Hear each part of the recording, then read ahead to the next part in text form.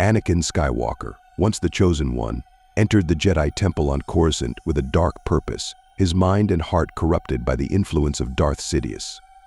As the newly christened Darth Vader, he was tasked with executing Order 66, an operation designed to obliterate the Jedi Order. The galaxy teetered on the brink of darkness, and the Temple, a bastion of light for centuries, was about to become a mausoleum of fallen guardians.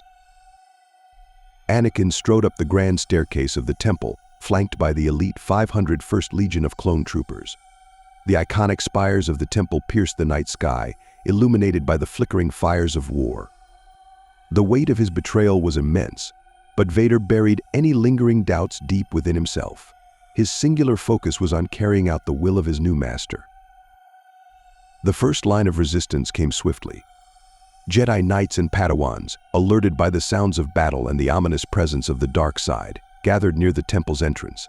They formed a defensive line, igniting their lightsabers in defiance. Blaster fire erupted as the clones engaged. The vibrant hum and clash of lightsabers filled the air, creating a chaotic symphony of destruction. Anakin led the assault, his blue blade a whirlwind of death. He moved with precision and ferocity, cutting down Jedi with calculated strikes. His former comrades, friends, and mentors fell before him. The Jedi fought valiantly, their skill and discipline evident, but they were unprepared for such an overwhelming and ruthless assault from within their own ranks. The temple halls, once serene and filled with the quiet hum of meditation, became battlegrounds. Anakin pushed forward relentlessly, leading the clones deeper into the temple. The younger Jedi, Padawans who had barely begun their training, were among the first to face him.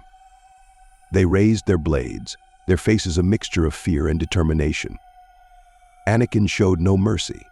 His heart had been hardened by Sidious promises of power and the ability to save Padme from death, a vision that consumed him. In one of the meditation chambers, a group of Padawans huddled together, seeking refuge. They were led by Master Sin Dralig, a skilled swordsman and the temple's lightsaber instructor. Dralig confronted Anakin, engaging him in a fierce duel. Their blades clashed with unrelenting intensity, a dance of light and shadow. Dralig fought with the skill of a master, his blade flowing in elegant arcs, but Anakin's raw power and aggression proved too much. Vader's strikes were relentless, fueled by the dark side's rage and hatred. With a final devastating blow, Dralig fell, his lightsaber clattering to the ground. As Anakin moved through the temple, the echoes of his betrayal reverberated. The once sacred halls were littered with the bodies of Jedi, young and old. In the archives, he encountered Jocasta Nu, the temple's chief librarian. She stood defiantly, refusing to let the knowledge of the Jedi fall into the hands of the Sith. Anakin cut her down without hesitation, her death symbolizing the erasure of centuries of wisdom. The clones, under Anakin's command, were methodical in their execution. They stormed every corridor, every chamber, leaving no Jedi alive. The temple's security systems and automated defenses, designed to repel outside threats, were useless against an attack from within. Anakin had used his intimate knowledge of the temple's layout to his advantage, directing the clones to key areas and coordinating their assault with ruthless efficiency.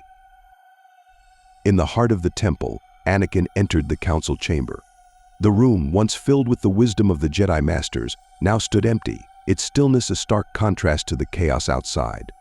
Anakin stood in the center, his gaze sweeping over the empty seats. For a moment, he was haunted by memories of his time as a Jedi, the lessons he had learned, the bonds he had formed. But those thoughts were quickly overshadowed by the weight of his new identity. He was no longer Anakin Skywalker. He was Darth Vader, and the Jedi were now his enemies. From the council chamber, Anakin made his way to the temple's training rooms. Here, younglings had gathered, confused and frightened by the sounds of battle. They looked to him for guidance, unaware of the monster he had become. One youngling, with innocent hope in his eyes, stepped forward and addressed him. "Master Skywalker, there are too many of them." "What are we going to do?" Anakin ignited his lightsaber in response, the blue blade casting a cold light on their terrified faces. What followed was unspeakable. The massacre of the younglings was perhaps the darkest moment of Anakin's descent. They were the future of the Jedi, innocent and full of potential, and he snuffed out their lives without hesitation. This act of sheer brutality solidified his transformation into Vader, a servant of the dark side. Throughout the temple, the remaining Jedi fought desperately to hold their ground. They utilized every ounce of their training, every skill honed over years of discipline. Yet, the relentless onslaught of the clones, coupled with Anakin's unmatched power, left them overwhelmed. Some attempted to escape, hoping to warn others or regroup, but the temple was surrounded. The skies above Coruscant were patrolled by Republic gunships, ensuring no one could flee. Amid the slaughter, Anakin encountered resistance from masters attempting to protect the temple's holocrons and sacred texts. They knew the importance of safeguarding the Jedi's legacy, even in their final moments. Master Shakti, a respected Jedi Council member, had been meditating in preparation for the defense of the temple. In some accounts, she was killed by Anakin in her meditation chamber, though her ultimate fate remained shrouded in ambiguity. As the night wore on, the temple's defenses crumbled. Flames engulfed parts of the structure, casting an eerie glow over the battlefield. The once majestic symbol of peace and justice was now a smoldering ruin, a testament to the Empire's rise and the fall of the Jedi Order. Within the temple's walls, Anakin confronted not only the physical manifestations of his betrayal, but also the emotional and spiritual consequences. Each life he took, each friend and mentor he struck down, deepened his connection to the dark side. His soul was a battlefield, torn between the remnants of the man he once was and the monster he had become. By the time dawn broke over Coruscant, the temple had fallen. Anakin stood amidst the carnage, his lightsaber extinguished. The weight of his actions pressed heavily upon him, but there was no turning back. He had crossed a threshold from which there was no return. The Jedi Order, guardians of peace for generations, had been nearly wiped out in a single night. The galaxy would never be the same. Anakin's assault on the Jedi Temple during Order 66 was a pivotal moment in the rise of the Galactic Empire. It marked the end of the Jedi as a force for good in the galaxy and solidified Darth Vader's role as the enforcer of Sidious will. The temple, once a beacon of hope, stood as a grim reminder of the power of the dark side and the fallibility of even the greatest heroes. The devastation within the Jedi Temple on Coruscant extended beyond physical destruction. The temple's fall was a profound psychological and spiritual blow to the galaxy.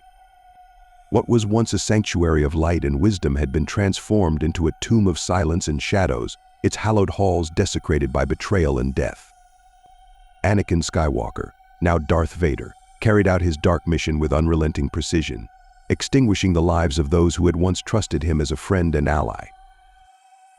As the night deepened, the temple echoed with the final moments of countless Jedi. Anakin moved methodically, a figure of death cloaked in the blue glow of his lightsaber. Each encounter was swift and decisive. No plea for mercy, no flash of recognition could deter him.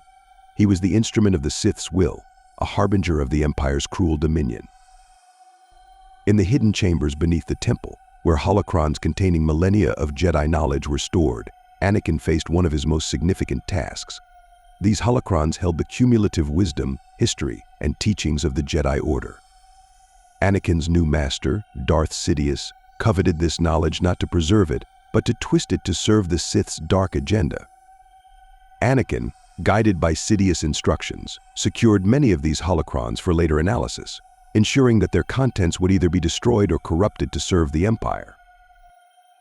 But some Jedi had anticipated the danger and sought to protect the holocrons.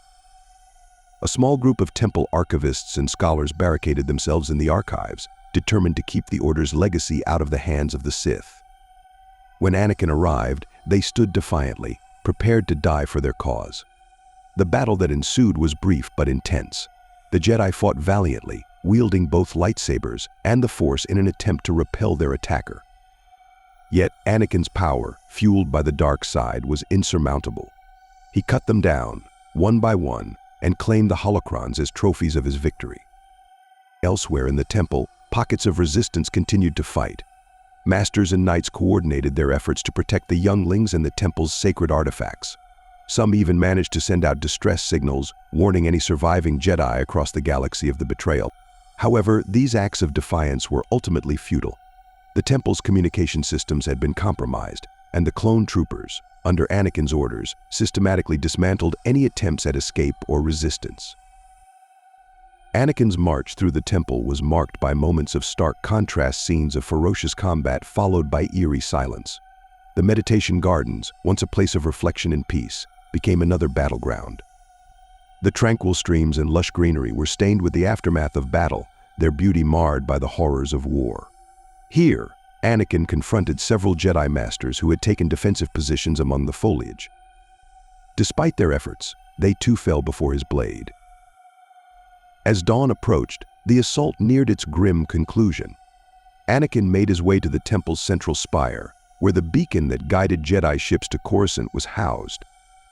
This beacon, a symbol of the temple's role as a hub of the Jedi Order, was reprogrammed by Anakin under Sidious instructions. Instead of a call for aid, it now broadcast a message urging any surviving Jedi to return to Coruscant, where they would face certain death.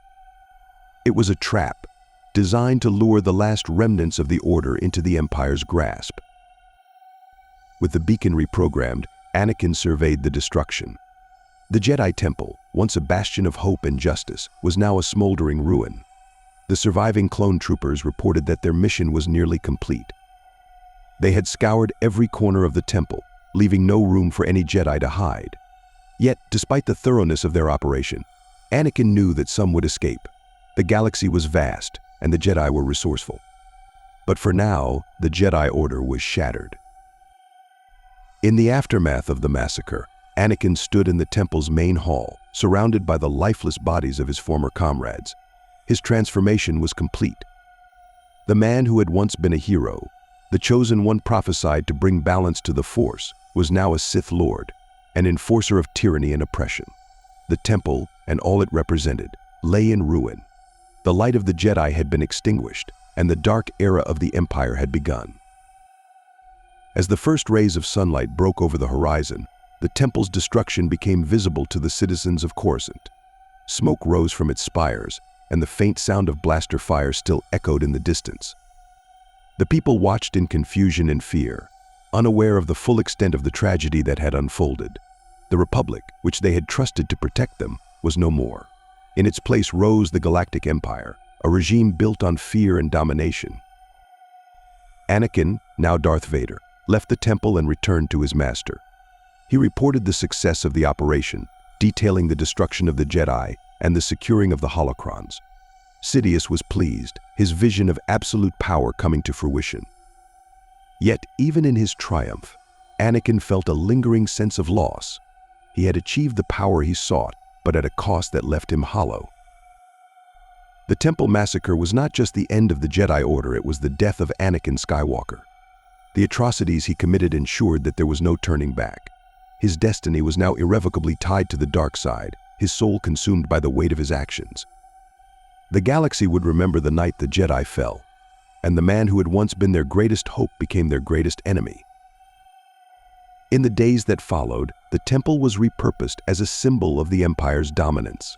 Its ruins were a stark reminder of the consequences of defying the Sith.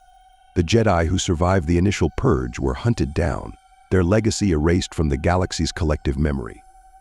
Darth Vader, the enforcer of the Emperor's will, would spend the rest of his life ensuring that the Jedi would never rise again. Yet, even as the Empire's grip tightened, the seeds of rebellion were sown. The memory of the Jedi, their teachings, and their sacrifice endured in the hearts of those who refused to accept the Empire's tyranny. Anakin's actions on that fateful night set in motion a chain of events that would ultimately lead to the fall of the Empire and the redemption of the man who had once been the chosen one. The tragedy of the Jedi Temple's fall was a defining moment in the history of the galaxy. It marked the end of an era and the beginning of a dark new chapter. But even in the depths of despair, the spark of hope remained, waiting for the day when the light would rise again.